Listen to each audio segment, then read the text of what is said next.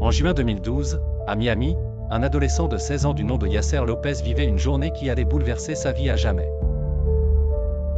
Avec ses amis, il se rendit au bord d'un lac pour pratiquer la pêche sous-marine, un loisir qui demandait de la précision et de l'adresse. Par une série d'événements malencontreux, le harpon de pêche sous-marine, d'une longueur de 90 cm, fut accidentellement déclenché. Le projectile monta en flèche et s'empala dans la tête de Yasser, pénétrant juste au-dessus de son œil droit, avant de ressortir miraculeusement à l'arrière de son crâne. Malgré l'énormité de la situation, Yasser réussit à rester conscient.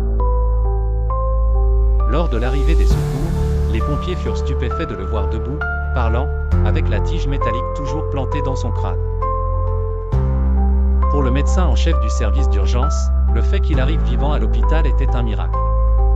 Qu'il parle et se tienne debout relevait de l'impossible. Le défi fut de taille pour les chirurgiens, qui durent concevoir un plan chirurgical méticuleux pour éviter toute hémorragie fatale. Plutôt que de retirer brutalement le harpon, l'équipe médicale procéda à une ouverture du crâne, libérant le métal millimètre par millimètre, dans une opération qui dura plusieurs heures. Incroyablement, aucune zone critique du cerveau de Yasser ne fut endommagée, et sa survie apparut alors comme un miracle médical.